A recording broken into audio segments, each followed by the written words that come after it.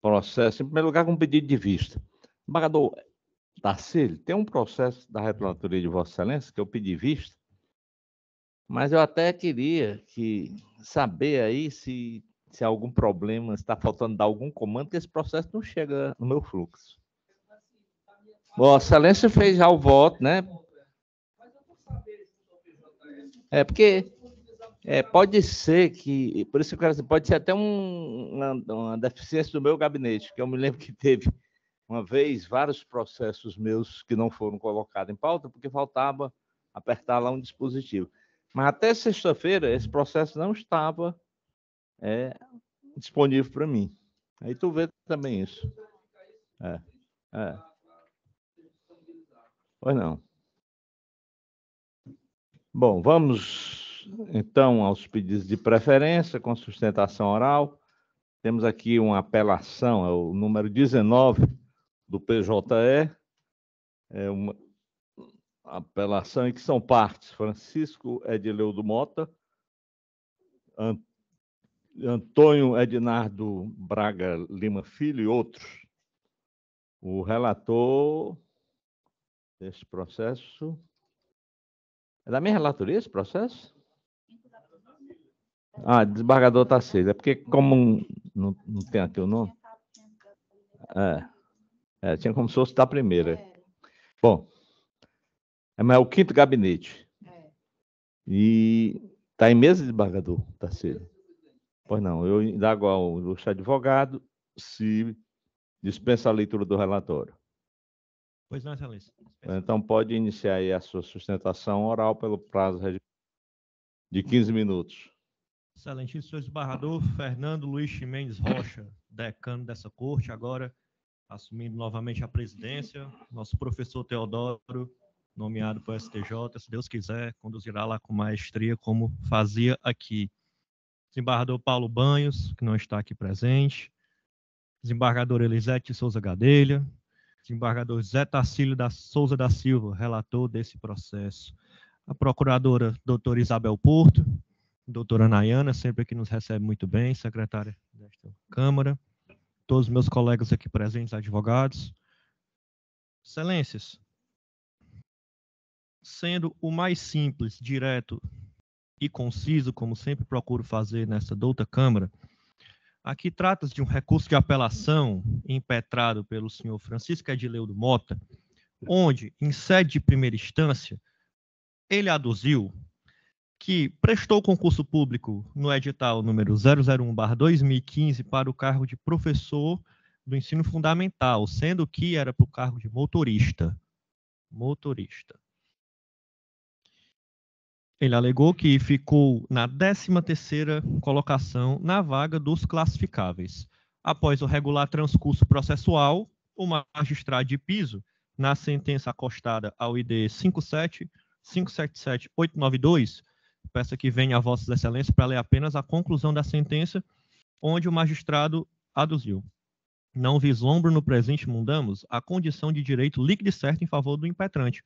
Isto posto, com amparo na argumentação ora expedida, julgo improcedente o pedido do impetrante, resolvendo o mérito da causa e denego a segurança pleiteada. E resignado, o ora apelante protocolou recurso de apelação, e novamente aqui a Vossa Excelência será demonstrado que a sentença ora debatida deve ser mantida em sua integralidade. Eu friso para Vossas Excelências que no parecer da Procuradoria, ao ID 7562129, a própria procuradora que emitiu o parecer, muito assertivo, ela já foi pelo desprovimento da apelação. E brevemente falando, como Vossas Excelências sabem muito mais que esse caudilho de que fala, a Constituição Federal, no seu artigo 5º, no inciso 69, ele elenca as hipóteses de concessão do mandado de segurança, que ele diz: conceder-se-á mandado de segurança para proteger direito líquido e certo. Frisando, direito líquido e certo. No caso em análise, Excelências, como já dito, em sede de primeira instância, reconhecido pelo magistrado, novamente elencado pela procuradora, que emitiu o parecer do Ministério Público, inexiste direito líquido e certo, pelo simples fato do candidato ter sido aprovado fora repetindo para Vossa Excelência, fora do número de vagas, compondo apenas os classificáveis. Sobre isso, eu peço aqui licença para citar brevemente uma jurisprudência acerca dessa linha de intelecção da nossa Suprema Corte, do ministro Gilmar Mendes, onde ele diz, abre aspas, uma vez publicado o edital do concurso com o número específico de vagas, há o ato da administração pública que declara candidatos aprovados no certame, cria um dever de nomeação para a própria administração pública e, portanto, um direito à nomeação titularizado pelo candidato aprovado dentro desse número de vagas. Portanto, Excelências, desembargador Ximenes, desembargador Lisete, desembargador Tarcílio, o candidato foi aprovado para o cadastro de reservas. O próprio edital do concurso já delimitava essa especificidade. Logo, ele é um mero detentor de expectativa ao direito de nomeação. Por quê? Ele ficou em 13º. E se não me falha a memória, eram 9 vagas. Nessa esteira, eu juntei nas contrarrazões, mas peço venhas a não ler, precedentes dessa própria casa, desse próprio tribunal, que coadunam com a jurisprudência do ministro Gilmar, como a desembargadora Tereza Neuma, o nosso desembargador Henrique Jorge Holanda, para denegar a ordem, posto que é ausente o direito líquido e certo. Adentrando em um tópico que foi aduzido na apelação, da ausência de prova pré-constituída. Por quê? O mandado de segurança, desembargador Lisete, como a senhora sabe muito mais do que eu, não admite dilação probatória. Não admite. Competido ao impetrante juntar os autos com a petição inicial, a prova pré-constituída que evidencie o direito líquido e certo, coisa que ele não fez. E a procuradora, que agora infelizmente me falhou a memória, ela reconheceu isso no seu parecer e por isso optou, ela proferiu o parecer pela denegação da apelação em tela. Também juntei, desembargador Tarcílio, o precedente do órgão especial deste tribunal, do saudoso desembargador Haroldo Correia Máximo, para a segurança ser denegada novamente pela ausência do direito líquido e certo. Desse modo, excelências, o direito do apelante não é líquido nem certo, como já dito, porque os fatos alegados são controversos e o conjunto probatório trazido aos autos não é suficiente para adotar a certeza dos fatos narrados, procuradora. Por isso que a colega da senhora, no parecer curto, lúcido e específico, optou pela denegação da apelação que nós debatemos aqui. Já me caminhando para o final, agradecendo a atenção de vossas excelências, também é importante destacar o fato de que foge ao Poder Judiciário, ao decano, a desembargador Lisete, desembargador Tarcílio, desembargador Paulo Banhos, professor Teodoro também, que não estão mais presentes aqui, apreciar o juízo e conivência e oportunidade da administração pública no que tange ao estabelecimento de critérios de chamamento e extinção de cargos. O que compete ao judiciário, logo a este tribunal, é o controle da isonomia e da legalidade no procedimento administrativo. Princípios que certamente foram seguidos no edital, porque não houve impugnação em momento algum. Corroborando, o magistrado Eli Lopes, ele tem uma citação no seu direito administrativo, o livro dele, que é muito bom, que eu trago para Vossa Excelência, que ele diz, abre aspas, não se permite ao judiciário pronunciar-se sobre o mérito administrativo, ou seja, sobre a conveniência, oportunidade, eficiência ou justiça do ato, porque, se assim agir, estaria emitindo pronunciamento de administração e não de jurisdição judiciária, tripartição dos poderes. Desta forma, o interesse da administração pública, revestido da plena discricionariedade, não pode ser condicionado aos interesses particulares de candidatos dos processos seletivos, como foi observado. Ademais, como já foi exaustivamente aqui nos autos comprovados e falados por mim, não há necessidade de provimentos referidos aos cargos. Por quê? Porque eles foram extintos. O município extinguiu esses cargos, desembargador Lisete. O que é que nós temos aqui? Perda do objeto, decano, na minha humilde opinião. Portanto, pelo aqui aduzido, agradecendo a atenção de Vossas Excelências, o que o município de Miraíma requer é que Vossas Excelências se dignem em dar o julgamento do total improvimento do recurso de apelação de ID 57, 577, 897, devendo os termos da sentença de ID 57, 577, 892 serem mantidos inalterados em sua integralidade. É o que requer o município de Miraíma, ora apelado. Desde já, muito obrigado pela atenção dos senhores.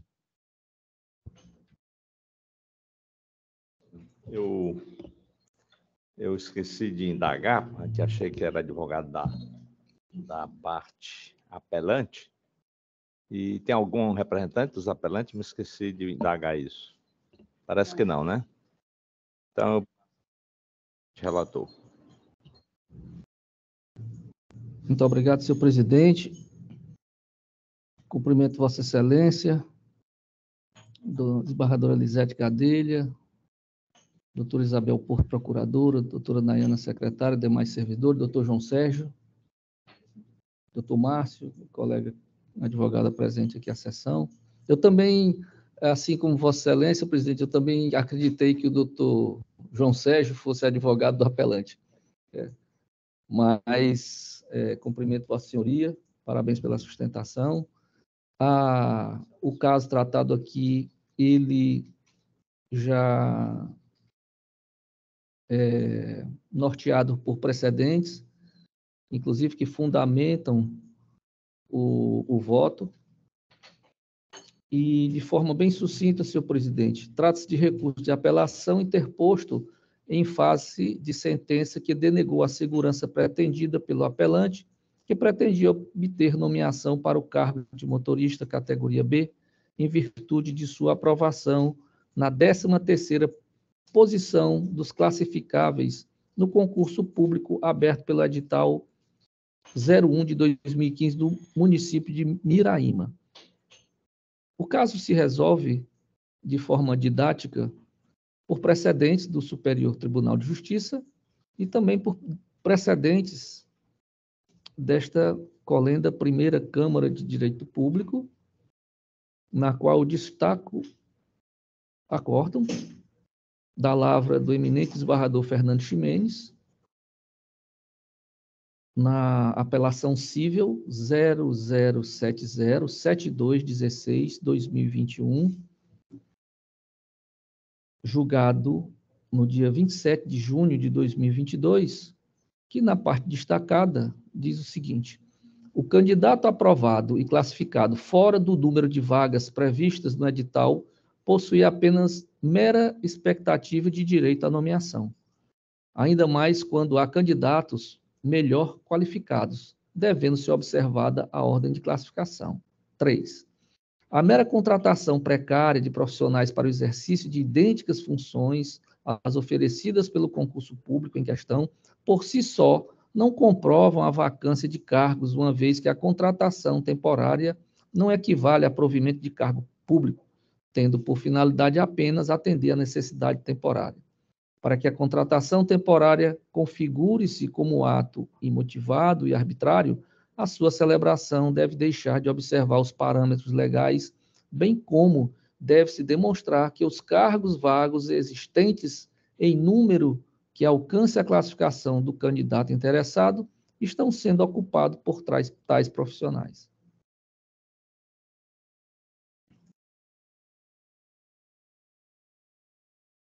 Três, a contratação temporária de terceiros não constitui pura e simples ato ilegal, nem é, por si só, indicativa de existência de cargo vago, não gerando automaticamente o direito à nomeação dos candidatos aprovados fora do número de vagas, precedentes do Superior Tribunal de Justiça e desta Corte. Senhor presidente, eu conheci do recurso, mas dei desprovimento, confirmando a sentença. É como voto. Eu confirmo o voto provisório que proferi, acompanhando Vossa Excelência, desembargadora Lisete. Em primeiro lugar, quero seguir aqui o eminente desembargador Tarcísio nos cumprimentos ao doutor procurador. Parabéns pela sustentação oral. também acompanho em toto o voto bem lançado pelo eminente relator, excelência. Pois não. Então, programa aqui o resultado. Recurso conhecido e desprovido, sentença confirmada, nos termos do voto do eminente relator. O segundo processo com pedido de preferência é o do SAGE, é o número 2 do SAGE, é a apelação e remessa necessária 017-2187-18, ponto 2013, em que apelante o Estado será apelado o Sindicato dos Servidores do Ministério Público do Estado do Ceará. Bom, acho que o Estado do Ceará não pediu, nem está presente o procurador. Então, o doutor Márcio Augusto Ribeiro Cavalcante pediu para fazer a sustentação oral. Eu indago, doutor Márcio, nós estamos aqui, eu estou provendo o recurso, aliás, eu estou conhecendo e desprovendo o recurso do Estado. Eu pergunto se Vossa Senhoria deseja ainda fazer a sustentação oral ou dispensa a sustentação oral. Dispensa, se quer. Vamos ganhar esse tempo, né? Obrigado. Então, desembargadora Lisete. Acompanho Vossa Excelência. Desembargador Tarcílio. Também acompanho. Então, a Corte, à unanimidade, não conheceu da remessa necessária e conheceu e negou provimento ao apelo do Estado do Ceará, nos termos do voto do relator. Em seguida, temos também no SAGE, o número 70, apelação civil 015-6255-82, em que são apelantes e apelados o Estado do Ceará e Hipermercado Banco Múltiplo S.A. O relator é o desembargador Tarcílio e a doutora Andressa Lilian Pires Alemão, advogada de São Paulo, pediu para fazer a sustentação virtual em prol do Hipermercado Banco Múltiplo S.A. Doutor, está presente? Sim, excelência. Pois não. Eu indago a Vossa Senhoria se dispensa a leitura do relatório. Dispenso, sim, excelência. Pois não. Então, pode iniciar a sua sustentação oral pelo prazo regimental de 15 minutos. Agradeço.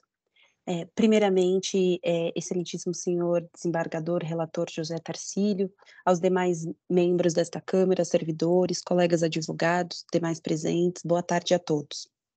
Temos incluídos na pauta de julgamento de hoje o recurso de apelação interposto pelo Estado do Ceará e a apelação adesiva interposta por este Hipercard Banco Múltiplo S.A. Ambos os recursos visam a reforma da sentença, em que, em sede de embargos de execução fiscal, foi julgado parcialmente procedente o pleito, né, formulado, determinando, assim, a redução da multa para 6.000 FIRs à época. O Estado apelou objetivando a reforma da sentença, alegando legitimidade ativa da instituição, impossibilidade de modificação do mérito administrativo, competência do órgão fiscalizador para aplicação de multa e obediência ao devido processo legal, bem como sobre a legalidade da multa aplicada, que à época estava em torno de 5 milhões. Por sua vez, o Hipercard demonstrou em seu apelo, né, a sua ilegitimidade passiva, a ausência de violação ao CDC, o que, por sua vez, afasta a aplicação de multa à hora pleiteada. Apenas lembrando que a referida multa decorreu de uma reclamação de uma consumidora que relatou que em agosto de 2022, através de um site denominado Shoptime, realizou a compra de um aparelho que à época estava em torno de R$ 2.250 e, por sua vez, parcelou em 5 vezes no cartão na qual esta empresa, Hipercard, administrava. O que acontece? Um dia após a compra, a consumidora entendeu por realizar o cancelamento desta, entretanto, alegou que estava sendo cobrada nas suas próximas faturas, mesmo com o pedido de cancelamento desta compra. Entretanto, neste meio tempo, ao invés de repente, tentar regularizar essa questão, ela deixou de pagar as suas faturas de maneira integral, o que, por sua vez, acabou ensejando ali cobranças de juros e correção monetária neste período. E, por não concordar com isso, acabou realizando uma reclamação junto ao Procon. Um ponto muito importante é que acontece, a reclamação ela foi realizada à época em face do Banco Credibanco S.A., e este banco há muitos anos já foi extinto. Houve uma incorporação para o Banco Bandeirantes em 2003, 9 anos antes do ajuizamento da ação. Posteriormente, a pessoa jurídica do Banco Bandeirantes alterou a sua denominação para Unicar Banco Múltiplo, e depois foi incorporada em 2014 pelo Hipercard Banco Múltiplo. Ou seja, o Estado, quando moveu a ação de execução fiscal, ele moveu em face de pessoa diversa, né? Então, existe a época, né, de da ação, deixou de atender às condições da ação, pode-se dizer dessa forma. Importante ainda apontar que, de acordo com o entendimento do STJ, na súmula 392, a execução não é possível a modificação do sujeito passivo da execução. Então, ela moveu em face de uma instituição, e essa instituição não existe há muitos anos, né? E nesse caso, nem pode, essa execução fiscal sequer deveria seguir.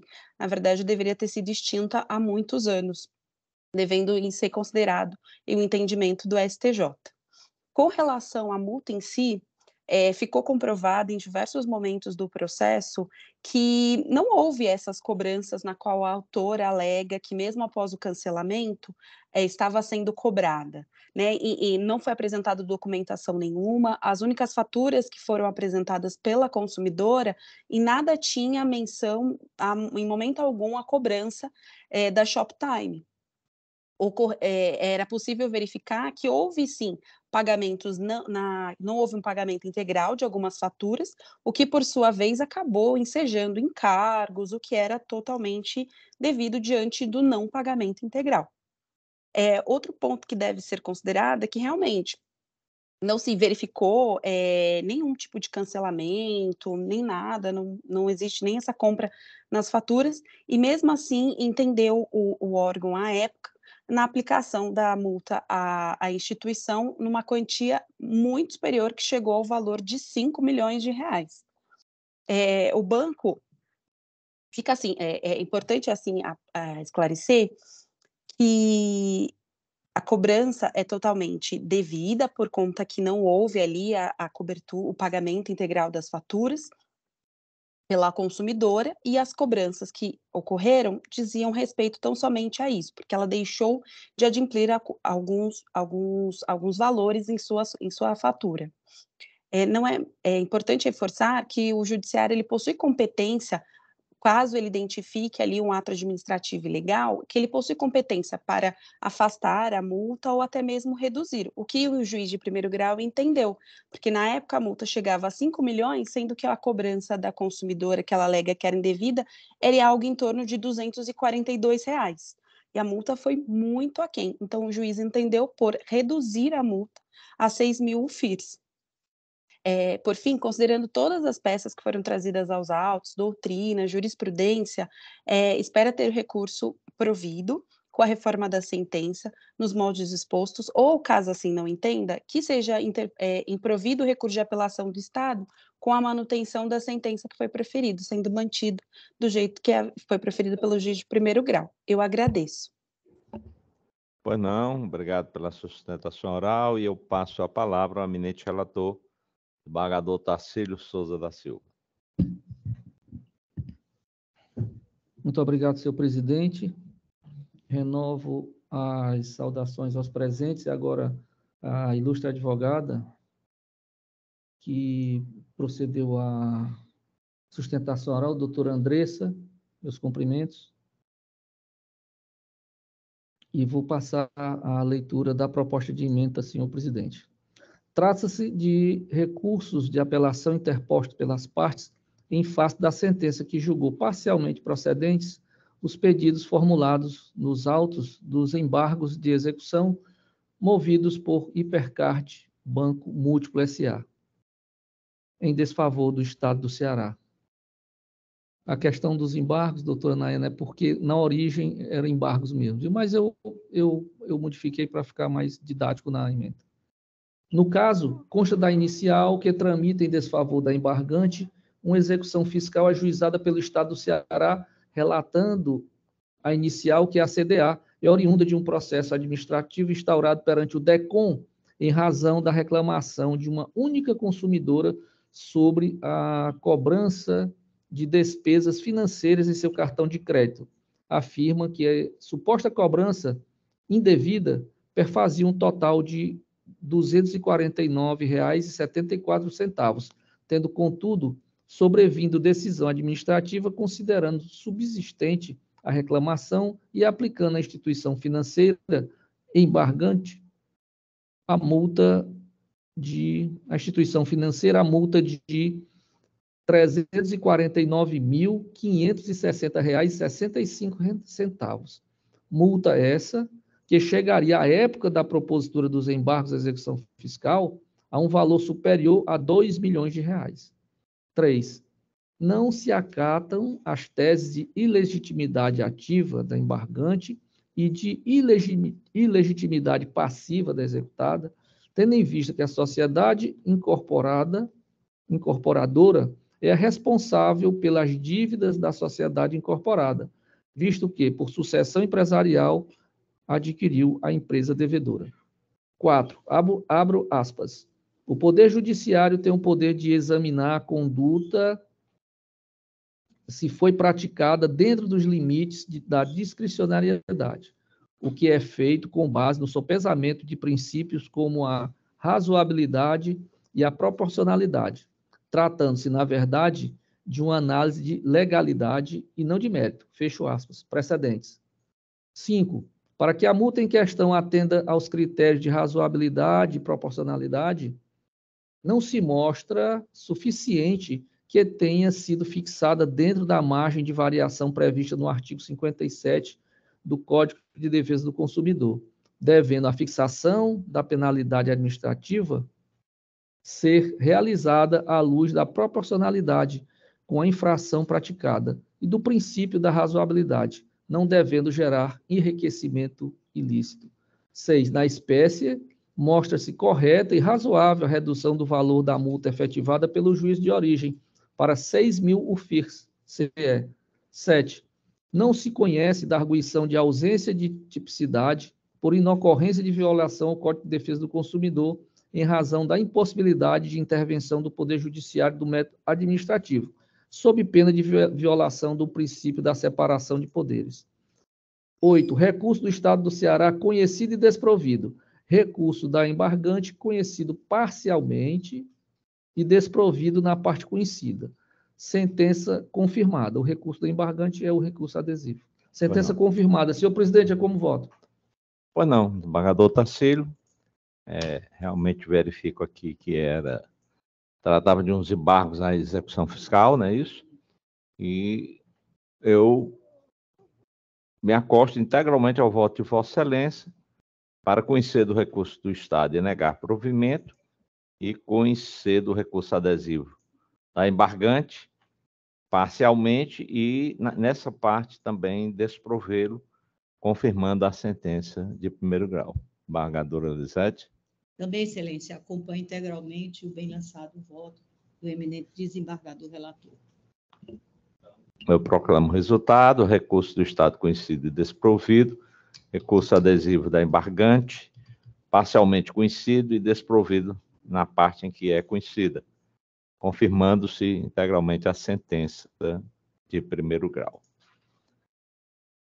Bom, vamos ao outro pedido de preferência, apelação civil 003-0176-63.2019, em que apelante o Instituto Nacional de Seguro Social, INSS, e apelado Carlos André da Silva Cavalcante, a relatora eminente desembargadora Elisete Souza Gadelha, e a doutora Maria Cristina Rocha,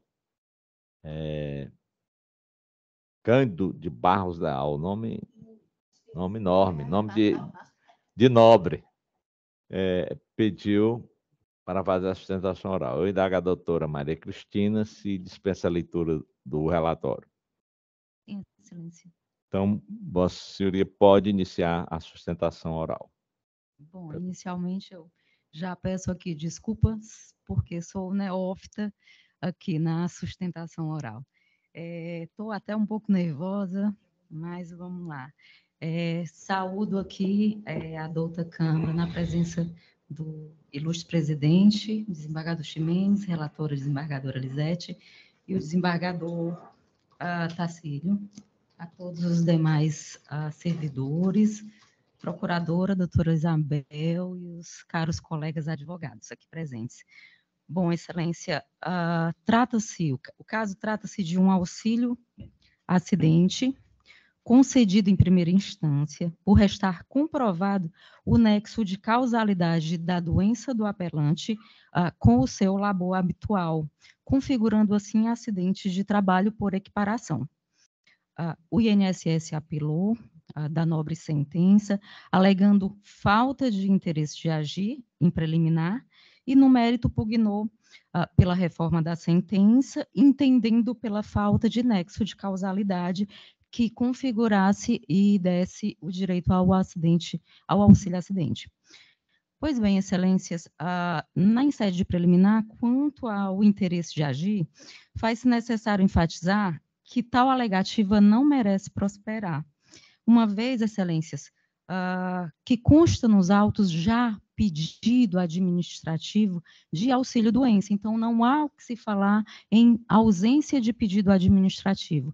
Tanto há lá um pedido administrativo que foi objeto da presente demanda, como existe também um auxílio-doença concedido anteriormente. E como se sabe, conforme a TNU, no tema 315, já é uníssono o entendimento de que não se exige pedido específico de auxílio-acidente para se requerer o auxílio-acidente posteriormente na Justiça. Basta que exista um benefício já concedido anteriormente de auxílio-doença com prorrogação, com pedido de prorrogação ou não. Então, nesses termos, entende-se que não há o que se falar em falta de interesse de agir, porque resta, sim, comprovado nos autos o interesse do apelado em requerer e em ter direito ao auxílio-acidente.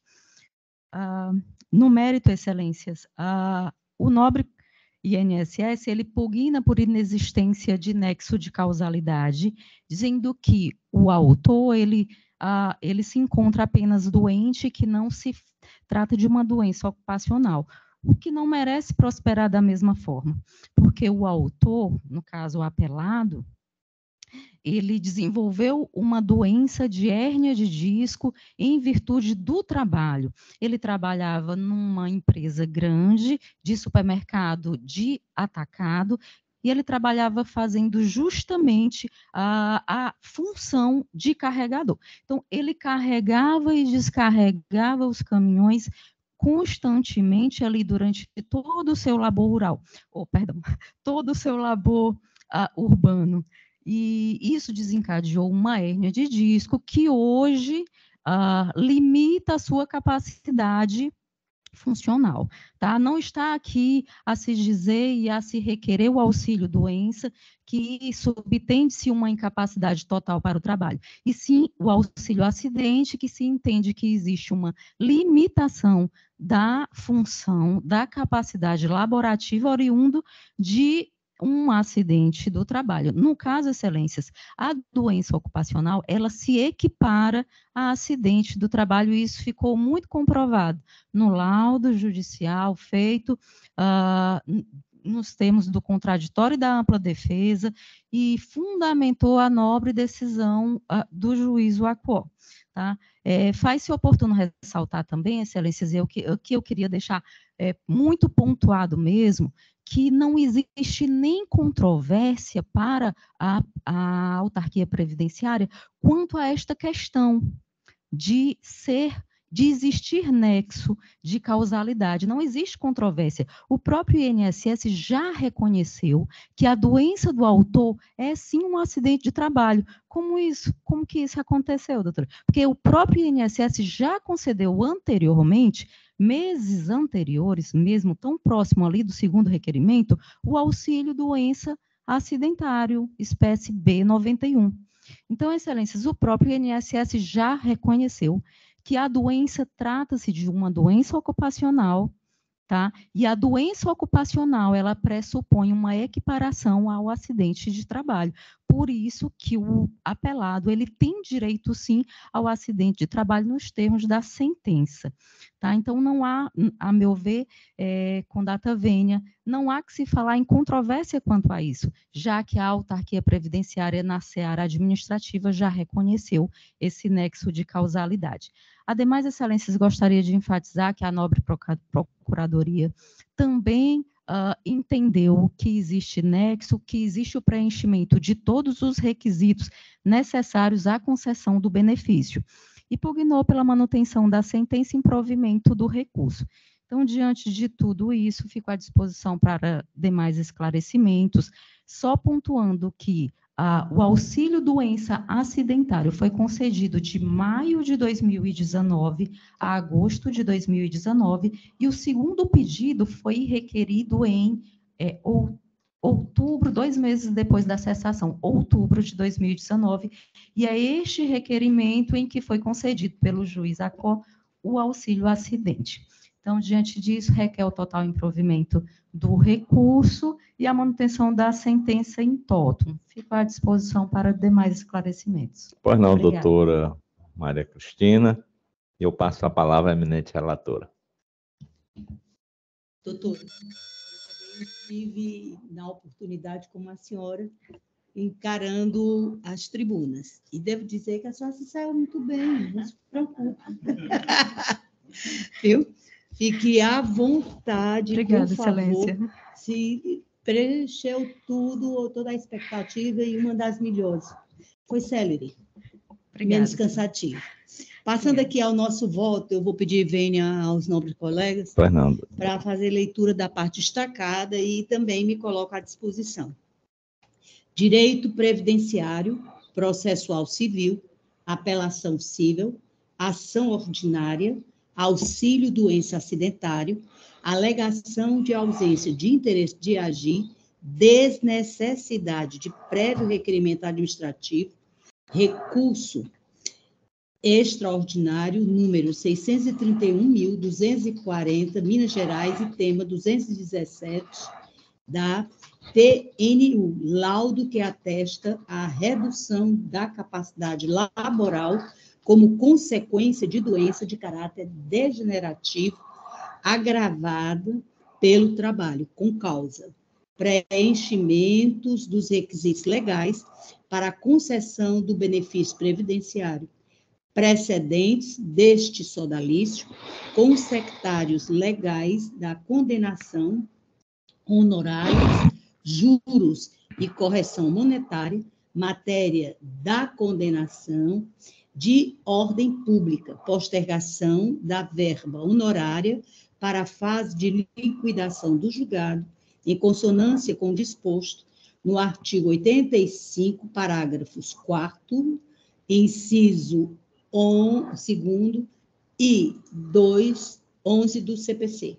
Incidência apenas da taxa Selic, a partir da vigência da emenda constitucional número 113, de 2021, recurso conhecido e desprovido, sentença reformada em parte e de ofício, doutora, somente relativa aos consectários, tá?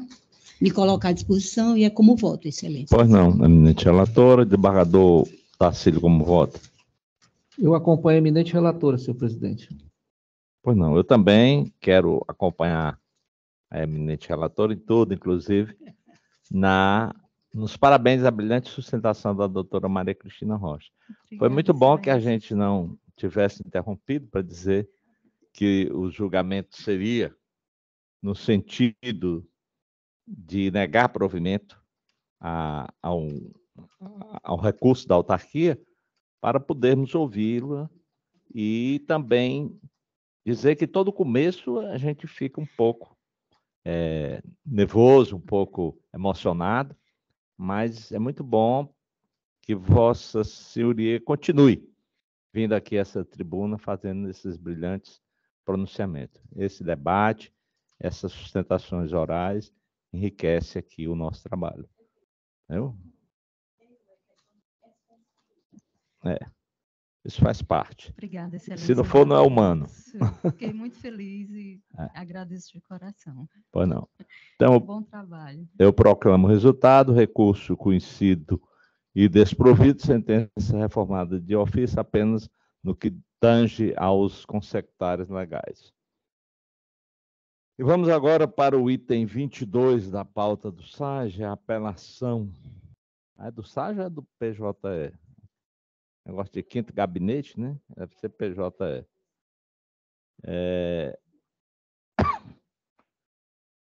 Apelação civil 0203396-69.2022, em que são partes, acho que apelante, né? A Companhia Energética do Ceará e apelado ao município de Sobral. O doutor Anderson Milhome Vasconcelos, ele pediu para fazer a sua sustentação oral. E a relatoria aqui é do desembargador Tarcílio, e eu indago ao doutor Anderson se ele dispensa a leitura do relatório. Dispensamos. Então pode iniciar a sua sustentação. Boa tarde a todos aqui, nobres jogadores, vossas excelências, aos colegas. Eu gostaria de primeiramente deixar registrado meus votos de agradecimento às servidoras desta Câmara pela presteza nas informações e a atenção a esse procurador que se deslocou de Sobral hoje, repentinamente, dada a importância desta ação. Esta ação trata-se de uma ação civil pública movida pelo município de Sobral em face da Companhia de Energia Elétrica Enel. O município de Sobral ele tem tido diversos problemas nos últimos anos com a referida empresa, principalmente no decorrer da pandemia, no qual a população precisou cada vez mais que os direitos essenciais garantidos em nossa Constituição fossem devidamente prestados pelas autarquias, pelas concessionárias, pelas empresas as quais são responsáveis por esse fornecimento de serviço. A empresa Enel, ela deixou a desejar e muitas vezes ela impossibilitou o devido cumprimento desses direitos. Durante a pandemia, diversas escolas, diversos postos de saúde, diversos centros educacionais, diversos centros de guarda municipal deixaram de ser inaugurados, deixaram de ter o seu efetivo funcionamento direcionado à população sobralense devido à desídia e à irresponsabilidade da empresa Enel. Tal fato consta-se provado nas dezenas de ações nas quais o município de Sobral possui atualmente contra a empresa Enel, em todos os diálogos que esse procurador tem com as demais procuradorias, nas quais procuram auxílio do município de Sobral, tendo em vista que nós somos, de certa forma, pioneiros em muitos problemas enfrentados entre municípios e a companhia Enel. A macro-região norte do estado do Ceará engloba 55 municípios. Dentre eles, Sobral ocupa como se fosse o epicentro. Esses outros municípios, eles procuram Sobral na busca de melhores serviços, de auxílio. Então, o município de Sobral, ele se encontra com extrema responsabilidade de prestar esses serviços essenciais, de prestar essas garantias constitucionais com uma grande presteza, não somente aos seus munícipes, mas ao de todos esses municípios que lhes confiam essa guarda.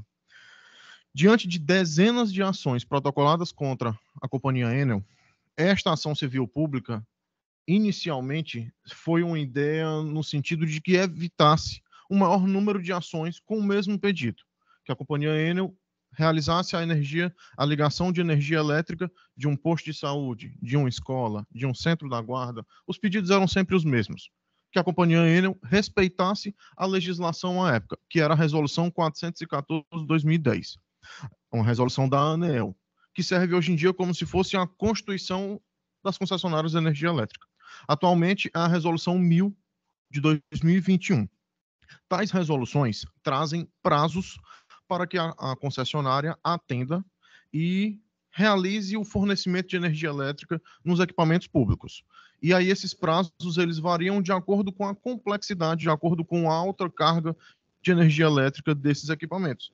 E aí os prazos são sempre muito curtos, é 7, 14, 21, é 5, 10 ou 15.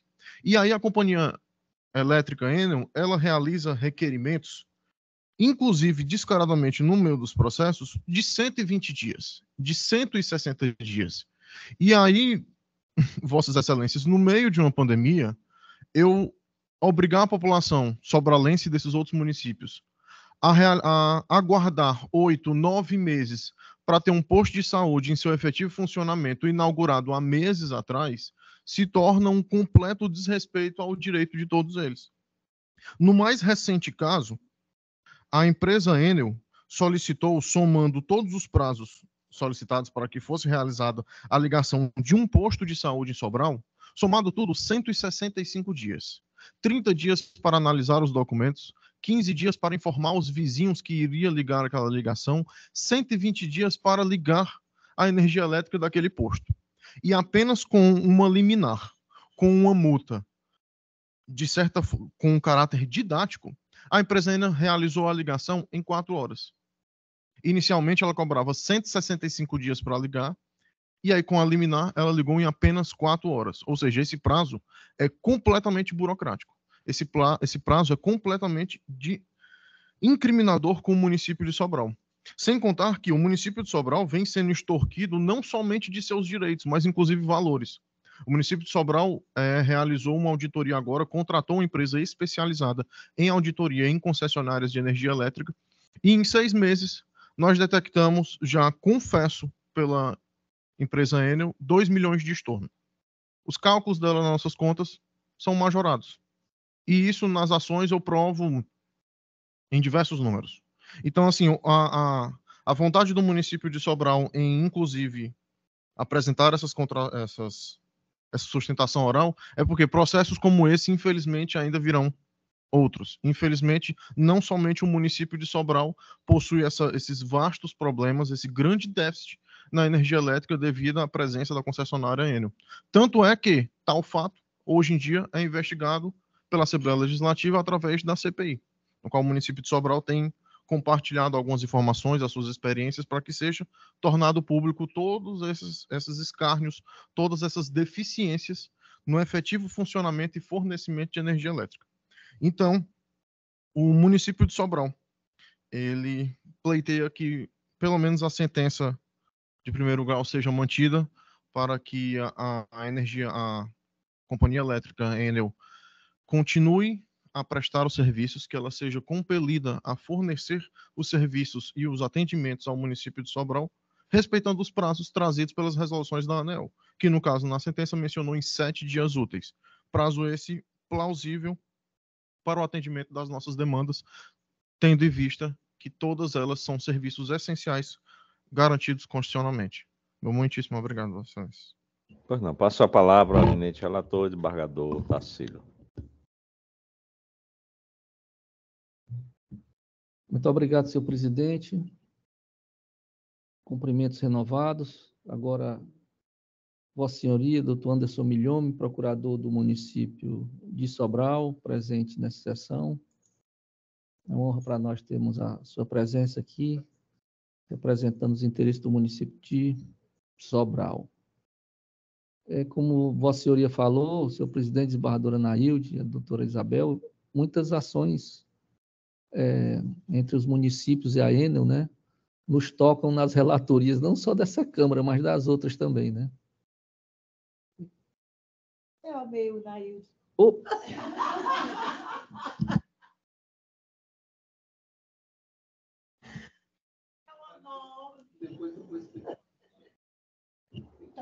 Desembargadora Lisete. Mas a nossa amizade é tão grande que eu acho que isso passa bem rasteirinho.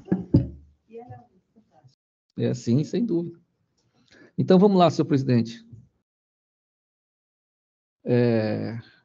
A leitura da proposta de emenda. A empresa apelante alega a inadimplência contumaz do município. No caso, a Enel alega sobre o município de Sobral. A legalidade do condicionamento à ligação da nova ligação, a quitação de débitos, a irregularidade perpetrada pelo município e a utilização da decisão como um salvo-conduto obrigacional. Argumenta ainda a impossibilidade de manutenção de sentença genérica ante a ausência de delimitação dos períodos de ligações novas. Ao final, pugna pela reforma da sentença, objetivando a improcedência dos pleitos formulados na inicial. Subsidiariamente, requesta a reforma parcial da decisão, visando a concessão do prazo de 120 dias fixados na Resolução 1000 de 2021 da ANEEL, para cumprimento dos períodos de novas ligações. No caso, o município de Sobral comprovou que, em razão da existência de débito para com a Companhia Energética do Ceará, Enel, esta estaria inviabilizando os pedidos da edilidade de novas ligações, encontrando-se pendentes as ligações de energia elétrica em 3 centros educacionais. Também restou demonstrado que o ente público em questão tem necessitado ajuizar diversas ações em desfavor da Enel, que tem se negado reiteradamente a proceder às ligações de energias solicitadas. 4. Abro aspas.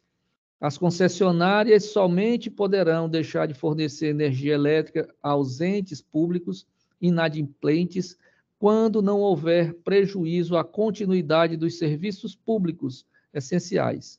Isso ocorre porque o interesse da coletividade deve ser ponderado ante a aplicação das disposições normativas que possibilitam a interrupção do fornecimento de energia elétrica quando, após aviso, permanecer inadimplente o usuário.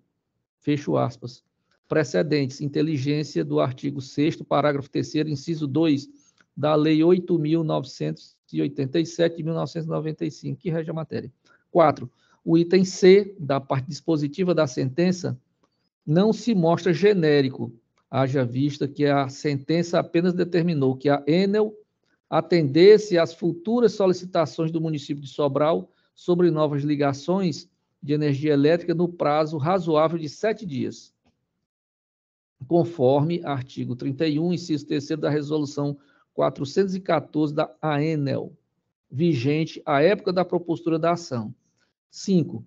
Considerando que a Resolução 414 foi revogada antes da prolação da sentença, estando em vigor a Resolução 1000 de 2021, entendo que o item C da parte dispositiva da sentença deve ser alterado de ofício para que passe a constar o seguinte, abro aspas, item C, estabelecer a promovida que atenda às futuras solicitações do município de Sobral sobre novas ligações de energia elétrica nos prazos estabelecidos na Resolução 1000 de 2021, fecha aspas. 6. Mantém-se o prazo de 90 dias úteis determinados na sentença para que a Enel realize a ligação de energia na escola de tempo integral Antônio Luzardo de Azevedo, por se mostrar tal prazo mais benéfico em relação ao prazo de 120 dias corridos, previsto no artigo 88, combinado com 656 da dita Resolução 1000 de 2021 da ANEEL. E por já haver sido ultrapassado, de qualquer forma, o prazo de 120 dias, haja vista que o pedido administrativo de nova ligação fora realizado em 13 de maio de 2022, porque ele renovou o pedido. 7. Posterga-se de ofício a definição dos honorários sucumbenciais para o momento da liquidação do julgado, a teor do dispositivo do artigo 85, 4, inciso 2 do Código de Processo Civil. Recurso conhecido e desprovido. Sentença parcialmente reformada de ofício. É como voto, senhor presidente. Eu acompanho Vossa Excelência e passo a palavra à desembargadora Elisete. Pelo voto. Igualmente, Excelência, eu vou acompanhar. Me preocupou, por se tratar de uma escola, esse prazo de 90 dias úteis. Isso aí me preocupou. É porque consta na própria Resolução 1000 de 2021. Não temos o que fazer. Vamos acompanhar, Excelência. Pois não. Recurso conhecido e desprovido. sentença reformada de ofício nos termos do voto do eminente relator. Hoje nós não temos processos extra pauta, pois vamos aqui então iniciar os processos que estão em pauta, julgamento dos processos que estão em pauta, boa sorte, iniciando pelos processos da minha relatoria. Primeiro são os embargos de declaração, número 0868449-82.2014/50.000, embargos de declaração conhecidos e desprovidos à unanimidade. O segundo já foi julgado nos pedidos de preferência. O terceiro é a apelação cível 0109-19.2009, recurso de apelação conhecido e desprovido.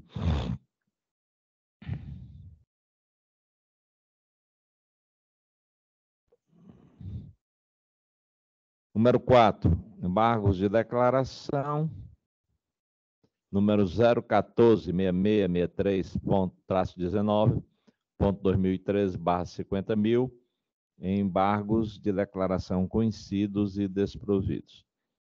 Os meus processos no sistema SAGE estão concluídos. Então, vamos passar aqui aos processos da desembargadora Lisete, o número 57, apelação e remessa necessária 001-0310-11.2009. Aqui, a desembargadora Lisete, como disponibilizou, né, vai fazer uma breve leitura aí da emenda. Perfeito.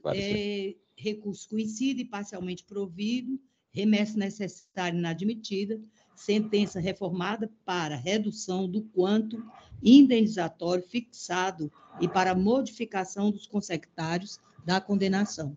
Mais algum esclarecimento?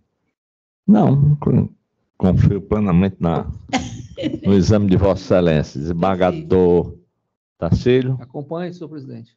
Então, a Corte, à unanimidade, não admite a remessa necessária, conhece do recurso e dá-lhe parcial provimento, nos termos do voto da eminente relatora. O número 58 é a remessa necessária, número 021-1581-51.2021. Também da relatoria da desembargadora Lisete. Aliás, todos aqui, nós estamos seguindo aqui os processos. Administrativo, processual civil, reexame necessário em mandado de segurança, suposta ilegalidade no ato de permuta e desfazimento da CDHC da Câmara Municipal de Fortaleza, ausência de publicidade dos atos legislativos, desobediência ao artigo 57, parágrafo 2º do Regimento Interno, ocorrência, confirmação da ilegalidade, possibilidade do Poder Judiciário corrigir o referido vício, ausência de interferência em matéria interna corporis, reexame conhecido e desprovido, sentença mantida. Pois não. Desembargador Tarcílio. Acompanhe, senhor presidente. Eu também acompanho a eminente relatora. Exame conhecido e desprovido, sentença mantida. O número 59, apelação cível 001-2649-83.2017. Passa a palavra à desembargadora Lisete. Muito obrigada, excelência. Administrativo, apelação cível em embargos à execução, contrato de locação, sentença que julgou improcedente o pleito exordial, alegação de inadimplemento dos valores referentes aos meses dos aluguéis atrasados, procedência, pagamento não realizado para a parte autora, verba devida, princípio da boa-fé objetiva, vedação ao enriquecimento ilícito, recurso conhecido e provido. Desembargador Tarcílio. Acompanhe, senhor presidente. Também acompanha a eminente relatora. Recurso conhecido e provido à unanimidade. Número 60, apelação cível 020-1534-81.2022. Desembargadora Lisete, com a palavra. Obrigada, excelência. Direito constitucional, administrativo, apelação cível, ação ordinária, professora da rede municipal de ensino, pretensão de redução da carga horária sem prejuízo dos vencimentos, artigo 127 da Lei 5.895 de 1984, Estatuto do Magistério do Município de Fortaleza, 50 anos de idade e 20 anos de exercício das atividades, critérios não cumulativos, recorrente enquadra-se na hipótese do inciso 1º do mencionado dispositivo, direito à concessão do benefício, ressarcimento das horas trabalhadas a mais, desde a data do pedido na via administrativa, precedentes da primeira Câmara de Direito Público deste sodalício, recurso conhecido e provido, sentença reformada, Excelência. Pois não, desembargador Tarcílio. Eu acompanho, senhor presidente. Também sigo os precedentes desta Câmara, acompanhando a eminente relatora. Corte a unanimidade, conhece do recurso e dá provimento para reformar a sentença nos termos do voto aqui proferido. Número 61, apelação civil 020-0052-63.2022. São duas apelações, né? E eu passo a palavra à eminente relatora. Muito obrigada, Excelência. Constitucional, administrativo, apelação civil em ação ordinária, servidora pública efetiva adicional por tempo de serviço anuênio, previsão no Estatuto dos Servidores do Município, verba devida, observada a prescrição quinquenal, súmula 85 do STJ, prévio requerimento administrativo não comprovado, inaplicabilidade do parágrafo único do artigo 4º do Decreto 20.910 de 1932, edilidade que não se desincumbiu do ônus de provar fatos impeditivos, modificativos ou extintivos do direito autoral, artigo 373, inciso 2 do CPC, procedência do pedido preservada, precedentes deste sodalício, fixação do percentual devido a título de honorários advocatícios na fase de liquidação do julgado, na forma do artigo 85, parágrafo 4º, inciso 2 e 11, ambos do CPC. Recursos conhecidos e desprovidos, sentença mantida, Excelência. Pois não, desembargador Tarcílio. Acompanho a relatora, senhor presidente. Também acompanho apelações cíveis conhecidas e desprovidas, sentença mantida, a unanimidade. Número 62 é um agravo interno, número 0639876-02 de 2022, barra 50.000. Também da relatoria da desembargadora Lisete, a quem eu passo a palavra. Obrigada, Excelência. Processual civil, agravo interno em agravo de instrumento, execução fiscal, ente estatal que ajuizou feito executório em desfavor de empresa dissolvida irregularmente, inatividade constatada e confirmada em juízo de primeiro grau, citação por edital sem adoção de medidas outras, impossibilidade, necessidade de obediência à súmula 435 do STJ, redirecionamento a sócio-gerente, indispensável, inocorrência, afronta ao entendimento sumular de número 414 do STJ, argumentação recursal incapaz de justificar alteração no deciso hostilizado, recurso conhecido e desprovido, decisão mantida, Excelência. Pois não, desembargador Tarcílio. Acompanho a eminente relatora, senhor presidente. Também acompanho, a Corte à unanimidade conheceu do recurso para desprovê-lo. Agora vamos para o item 63 da pauta, também um agravo interno, 028-8814-90.2022/50.000. Com a palavra a desembargadora relatora. Obrigada, Excelência.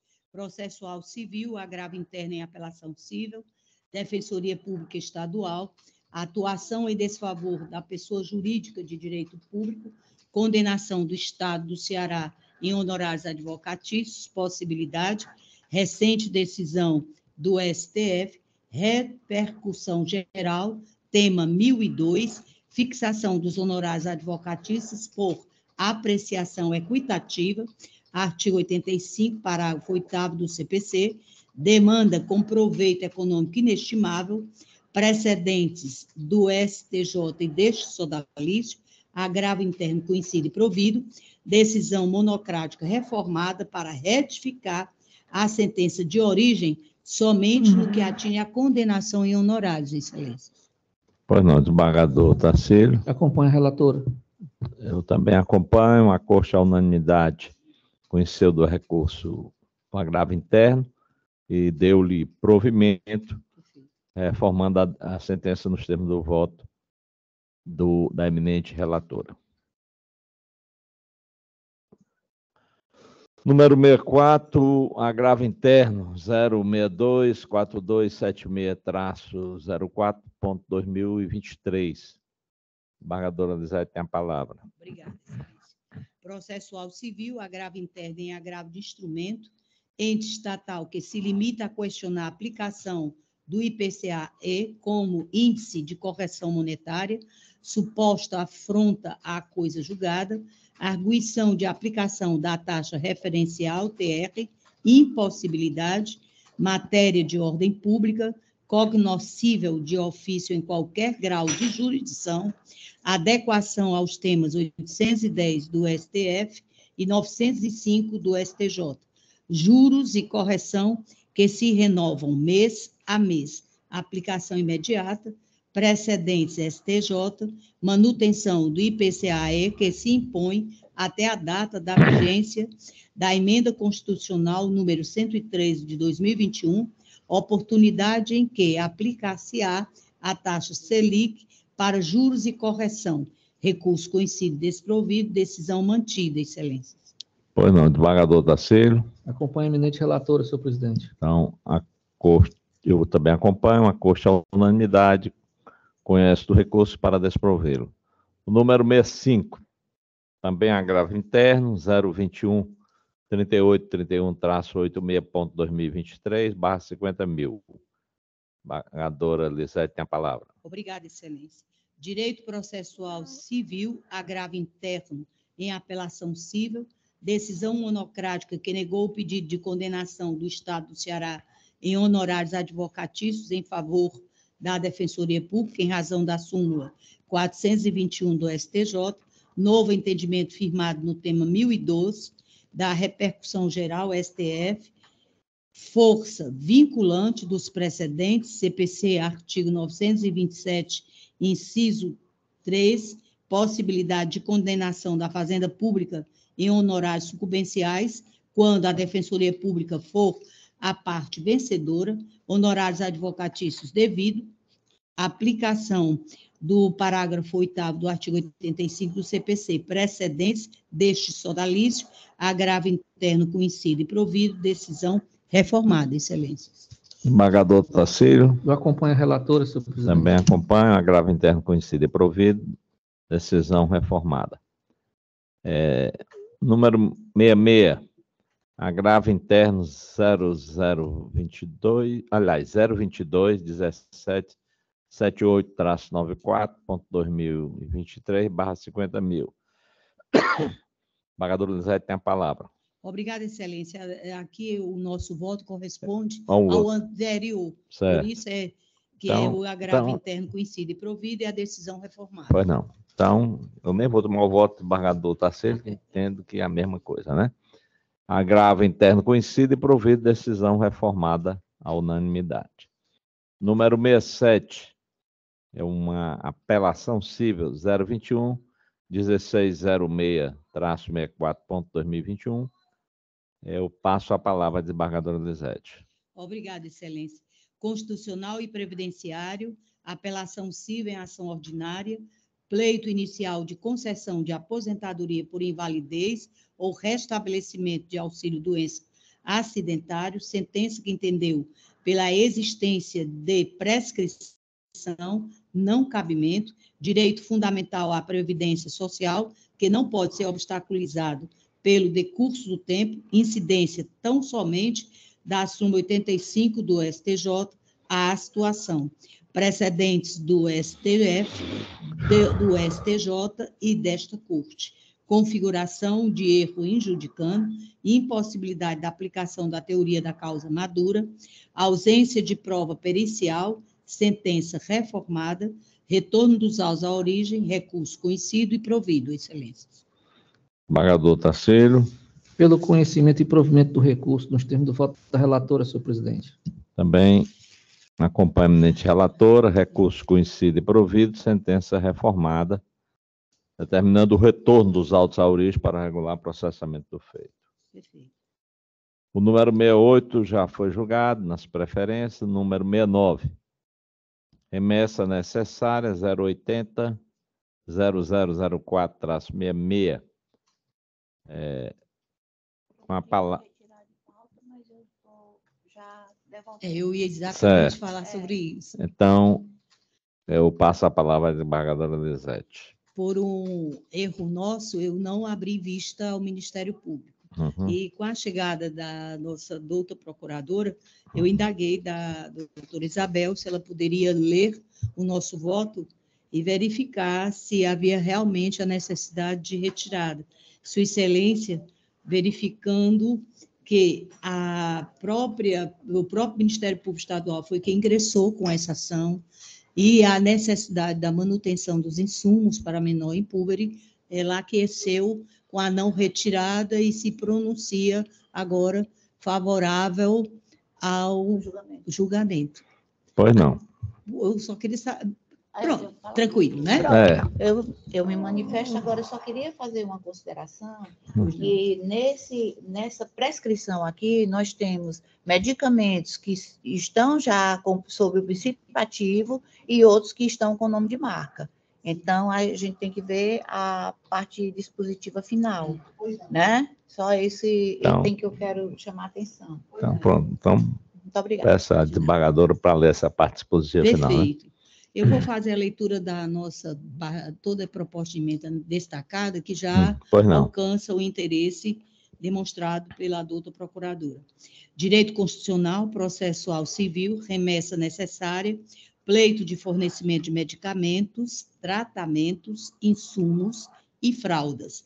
Paciente menor impúbere, diagnosticado com asfixia ao nascer não especificada, CID-10, P 21.9, direito fundamental à saúde, artigo 6º e 196 da Carta Magna, dever do Estado, responsabilidade solidária entre os entes federados, artigo 23, inciso 2 da Constituição vigente, remessa necessária conhecida e parcialmente provida, com reforma da sentença para afastar a vinculação da marca específica dos produtos pleiteados, excelência. Pois não. Dos produtos pleiteados que, efetivamente, que são sido já prescritos pelo nome principativo. Perfeitamente. Aqui nós temos o fenobarbital, que ele é o princípio ativo do cardenal. Sim. Né? Então, ele já está... Porque já está cobertado. Né? Perfeito. Esclarecido aí, desembargador Tarcílio?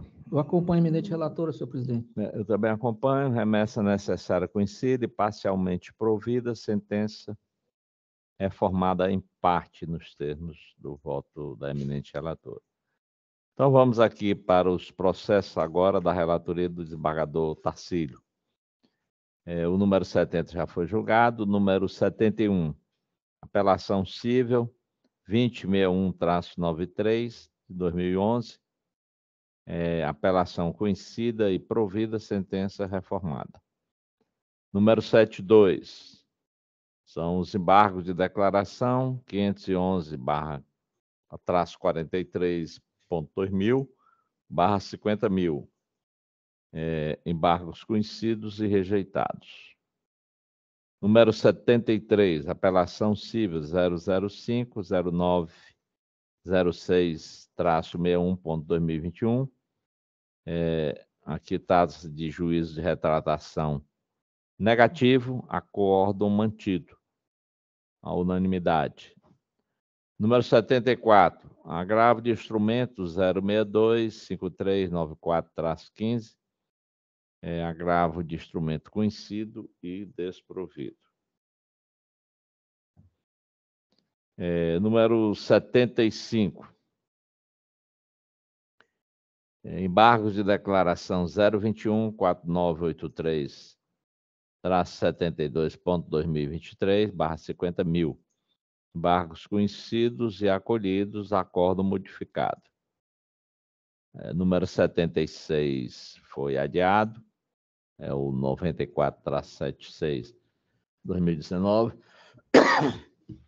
Há uma apelação em remessa. Número 77. Senhor presidente. Pois não. Foi aquele que Vossa Excelência discutiu comigo e eu realmente revendo aqui o voto, Vossa Excelência questionou sobre o valor da indenização, né? E eu fiz uma revisão aqui no voto, só um pequeno relatório. Isso aconteceu há 18 anos atrás, senador Pompeu. Esse cidadão, que é o filho da autora, estava recolhido à cadeia pública local por um crime de homicídio. Em setembro, ele foi morto no interior da cadeia. O processo tramitou, instrução. Ao final, o juiz de origem julgou procedente e condenou o Estado a pagar à mãe, a genitora, a quantia de R$20 mil por danos morais. Isso naquela época. E o recurso da autora é no sentido de majorar a parte que o Estado também apelou. E realmente eu entendo, senhor presidente, e queria até colocar em discussão, diante da experiência de Vossa Excelência e da desembargadora Elisete, com relação ao valor. Em princípio, eu tinha entendido que o valor de R$30 mil, porque será acrescido de correção, isso aí só é uma, se atenderia. Mas eu acho que esse valor pode ser um pouco mais... Não, Excelência, aqui tem variado nesses quantitativos, somente quando é preso, 60, de 50, de 40. Inclusive, tem aqui 2 processos, eu acho, se não me engano, não sei, tem pelo menos um meu, que é sobre uma pessoa que morreu num acidente em serviço, um acidente de automóvel. E as condenações, aí, por exemplo, de dano moral, houve imprudência do motorista da secretaria, foram em 50 mil. Né? Tantos processos, o que eu estou julgando hoje no PJE, e aqui citando vários de Vossa Excelência e do desembargador Tarcílio. Então, não sei se esse valor não seria muito diminuto, né? Só R$30 mil para uma vida. E também assim, né? O cara morreu na custódia do Estado. Então, senhor presidente, diante das opiniões de Vossa Excelência, desembargadora Elisete, assistido pela outra procuradora, eu continuaria no sentido de conhecer e não prover o recurso do Estado, e o recurso da parte autora, admitido, conhecido em parte, e em parte também provido. Contudo, o valor ficaria, porque ela pede R$60 mil e ficaria no patamar de R$50 mil. De acordo. De acordo, senhor presidente? Então, vou proclamar aqui o resultado, porque é o mesmo, apenas se alterou o quanto. Apelo do Estado conhecido e não provido, recurso da parte autora admitido e em parte provido. Sentença reformada, inclusive, de ofício. Ele vai receber um precatório, né? E não vai receber logo, né? E aí, se for fazer acordo no precatório, ainda tem que ter um abatimento de 40%. Exatamente. Então, tem que ter Exato. Então, vamos para o item 78, apelação civil 068028-74, também da relatoria do desembargador Tarcílio, recurso de apelação do INSS conhecido e provido, recurso apelatório do autor conhecido e improvido, sentença modificada. Todos de acordo, né? Bom, agora vamos para o sistema PJE. Começa com o meu gabinete, ou seja, os processos da minha relatoria. O primeiro é uma apelação civil 3.230-38 de 2023, em que apelante do Estado do Ceará, apelado... mas não precisa mais dizer, né? Então, apelação conhecida e desprovida, corrigido de ofício o critério de arbitramento da verba sucumbencial. Eu indago assim a desembargadora, porque não sei se Vossa Excelência acompanhou no voto, acho que sim, né? Não, é porque... Certo, então pronto. Então eu posso proclamar, né? O número 2, apelação civil 005-0092-52, 2021, apelo conhecido e desprovido. Número 3, apelação civil 028-0073-30.2021. Apelação conhecida e provida. Número 4, apelação 020-1270-22, apelação conhecida e desprovida. Número 5, apelação civil 020-0197-83-2022, apelação conhecida e desprovida. Número 6, apelação civil 020-0407-83.2022, apelação conhecida e desprovida. Número 7, apelação civil 005-0208-51, 2021, apelo do Estado conhecido e desprovido, apelo da parte autora conhecido e provido. Número 8, apelação civil 30.225-05.2023, remessa necessária conhecida e desprovida, recurso de apelação conhecido e provido. Número 9, apelação civil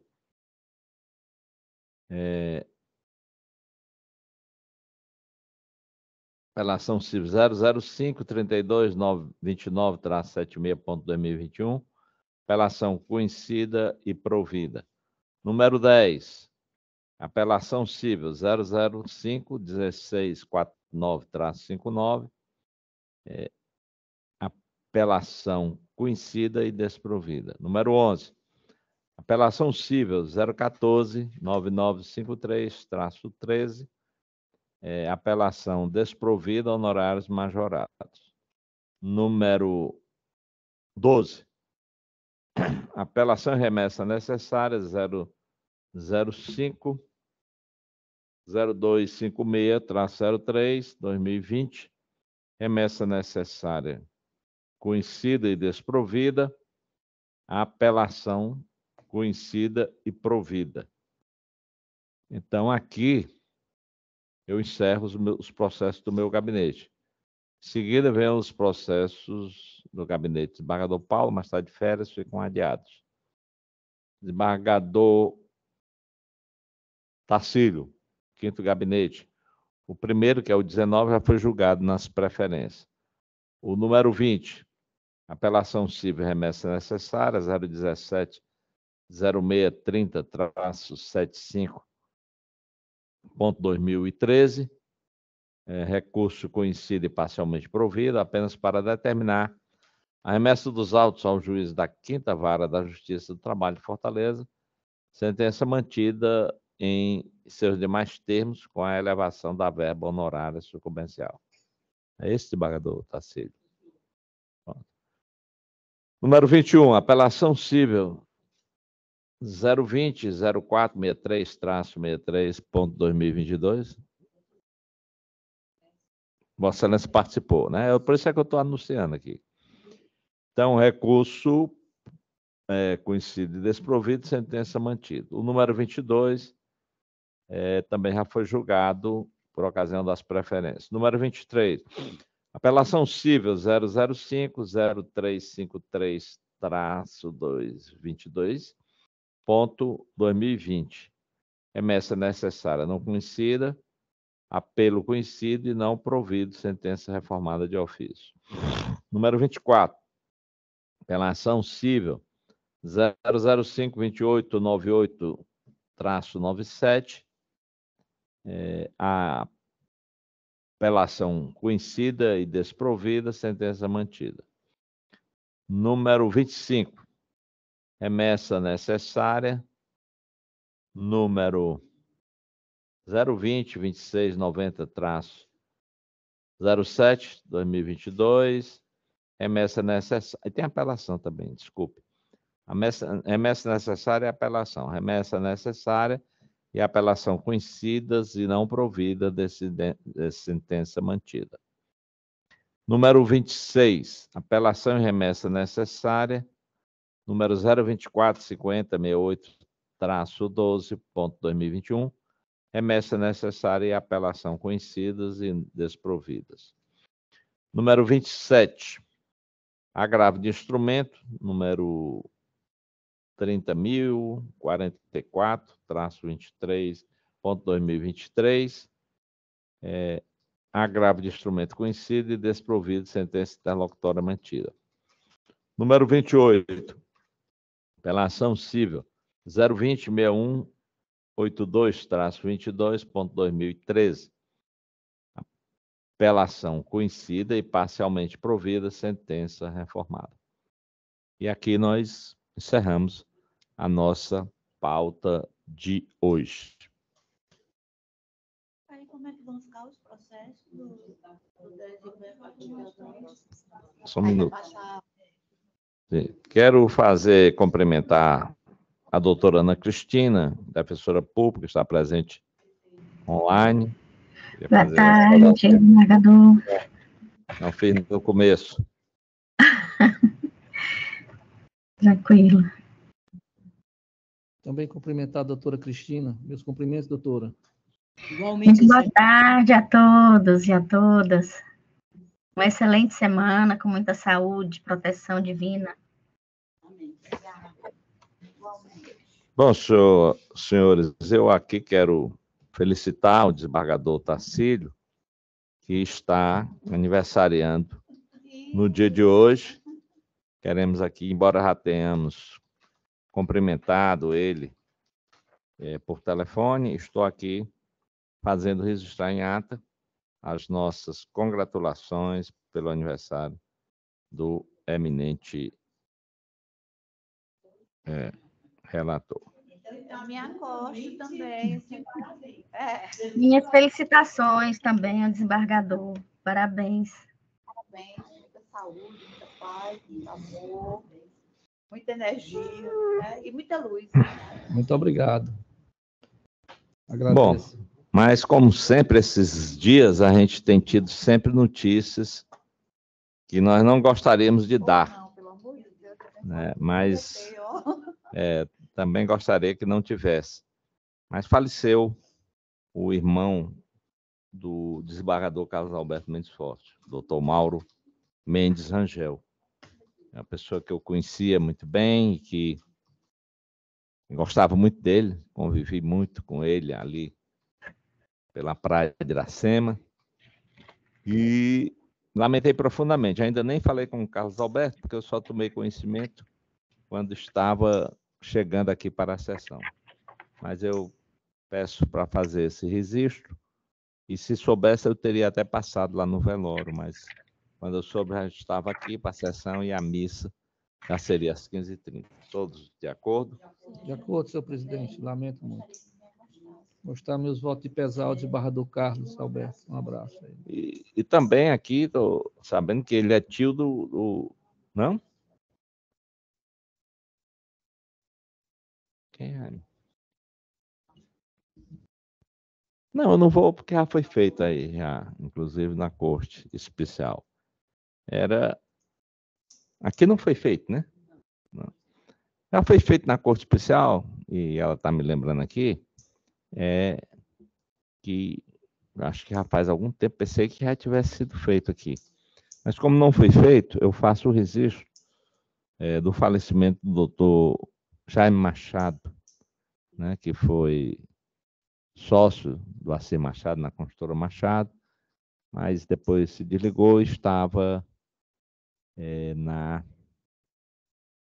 muito tempo atendendo a televisão Jangadeiro, né? Ele foi um superintendente É um grande amigo que eu tive na vida, né? O Paulo Ponte, lá quando foi sugerido isso lá na Corte Especial, ou foi no Pleno, não me lembro, ele também se sensibilizou muito e foi colega de turma do Jaime. Jaime é uma figura muito querida. Eu até pensei que isso já tivesse feito esse registro, mas como não foi feito, eu estou aqui propondo a todos um voto de pesar pelo passamento dele. Então, todos de acordo. Cuidado, só ela se acosta a esses votos de congratulações e pesado, doutora. Acho que ela não está ouvindo, não.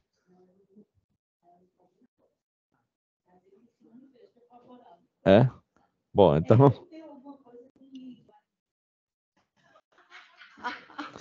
Então fica aí o registro aí.